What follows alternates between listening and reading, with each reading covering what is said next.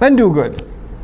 So what is the concern? If you really want to do work, you want to be a volunteer, you want to help in a cause, you want to volunteer for a da'wah program, an educational program, a Sunday school, an Islamic school, a media group, whatever it may be, whatever effort it may be.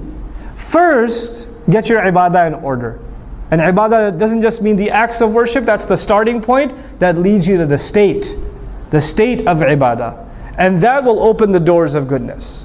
Because that, you know what that means? Then your pride and my pride is gone. My concern for my image is gone. All I care about is now making my master happy, that's it. That's all my mind. I got nothing else in front of me. And when people say something to me that bothers me, I just leave it up to Allah. Ufawwidu amri ila Allah. I leave my matter to Allah. I'm okay. I just got to do work. Things don't get under my skin. It doesn't bother me. Somebody said something. I can't believe they said that to me. I'm never doing this again. Forget it. I used to volunteer and the people didn't appreciate me. Or that guy said this to me or that to me. You're a slave. People say things to whatever they want. You only have to answer to your master. That's it. If you want to complain, complain to your master. That's it. You got no complaints with people left. You're fine. That's waf'alul khair. And then subhanahu wa ta'ala, he says, لَعَلَّكُمْ تُفْلِحُونَ, so you can attain true success. What's beautiful about this ayah is what I started this discussion with. I said Islam is concerned with more than yourself. Remember that? Islam by definition is concerned with more than yourself. If you say, إِرْكَعُوا وَاسْجُدُوا وَاعْبُدُوا رَبَّكُمْ, that's yourself. Make ruku', make sujood, be in a state of ibadah. But when he says waf'alul khair, do good, good helps who? Others. Now if you really want to be successful, then you have to help others. You have to do good for others. لَعَلَّكُمْ تُفْلِحُونَ, so you can be successful. But even if you do good for others, it's not for them, it's for who? Yourself. So our voluntary contributions in whatever way, shape or form are actually efforts to help our own selves.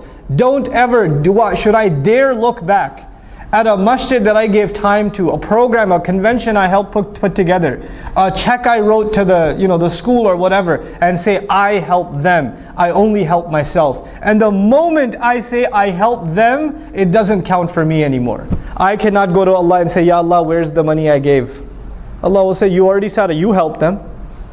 You didn't say you helped yourself. You can't have it both ways. Allah only takes one intention. So if you're going to give, whether you give time, whether you give money, whether you give effort, whether you give suggestions, if you're going to give, you better only expect returns from Allah. You expect anything from anyone else, Allah doesn't like to share intentions. Subhanahu wa ta'ala, He wants His intention to be exclusive. You try to put anybody else, yourself, some other agenda in that intention, is gone. It doesn't count for anything. So you know how sometimes in Islamic organizations, especially because so many of our organizations are donation dependent. Masajid are donation dependent, schools are donation dependent, right? Da'wah organizations are donation dependent, publishers are donation dependent. People write a big check, somebody writes a $20,000, $30,000 check or something. And then all of a sudden shaitan comes to them first of all and says, Mabruk. And then he says, hey, by the way, why don't you give them a suggestion about the color of the carpet? I mean, after all, you wrote a big check. You should at least have some weight in your opinion. And so you go and you give a suggestion. You didn't give a suggestion before you wrote the check, but all of a sudden, now your opinion just got $30,000 heavier.